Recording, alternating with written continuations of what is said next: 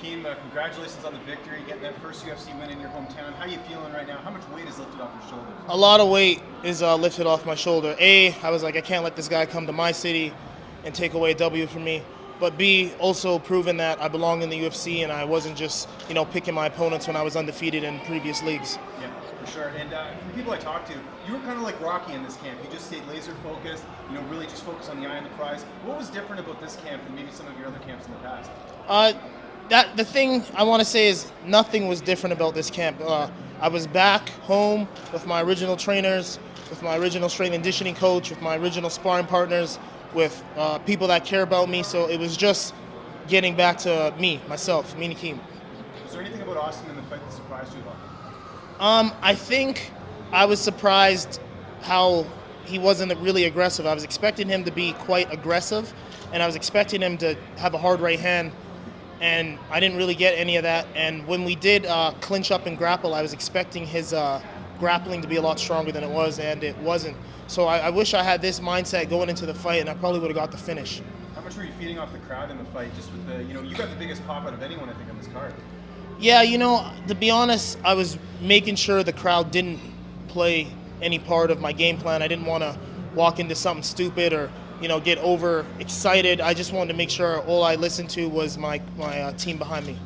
Does it make it a little bit more challenging or harder fighting in front of your hometown? As much as I said I was making sure the crowd wasn't playing to me, it was really nice to hear just feel all the love, everyone behind me. So I definitely, it gave me energy, especially at the end there. I knew I was 2 rounds ahead. I was like, okay, I'm going to try and, put the seal on the show. But he stuck in there and he kept his distance and he didn't let me get too close. I was trying to reap in a body shot there, but he kept backing up, so it was hard to land. You were very emotional after the fight. Is that just the fact that you've had a hard upbringing? It was a long road to get to the UFC. Was that just all of that coming together and the reality that you had this UFC victory? Yeah, it was everything. Having, a hard upbringing, being in the UFC, performing in front of my home city, in front of all my friends and everyone I grew up with, coming off that loss, revenge. It was just so many emotions. I didn't even know what I was doing. It just kind of came out.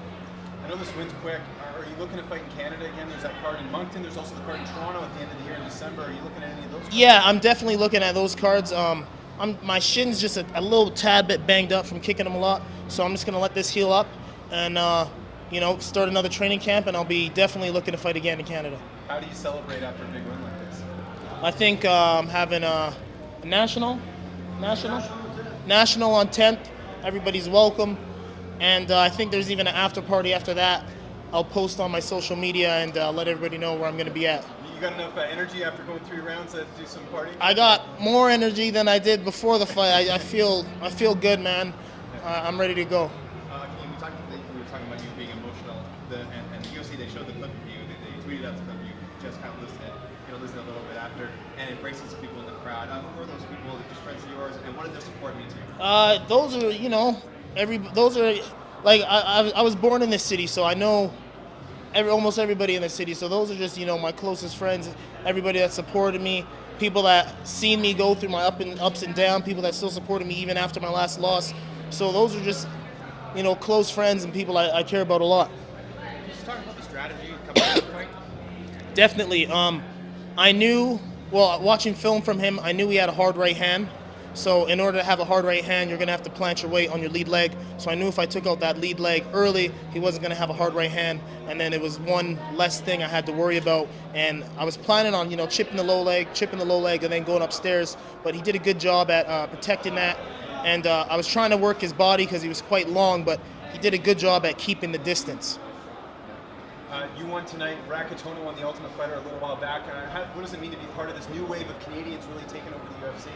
It feels awesome, I feel like, ever since George kind of been out, Canada hasn't gotten as much respect as we deserve. So I feel like this new wave of Canadians coming up is awesome. We got a whole bunch of killers. Jordan Mean, one of the guys I train with as well, just won. So, it's good momentum coming in this year, and we're going to end the year with the same momentum as well.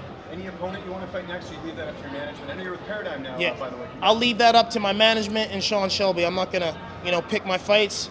You give me a name, I'll train for it, I'll take them out. To go off James's question, there isn't really a face of Canadian MMA in the UFC. Do you feel like that could be you? yes, now that I'm back, on my winning ways, I definitely want to be the face of Canadian MMA. I think I got the looks, I think I got the personality, and I'd love to represent Canadian MMA.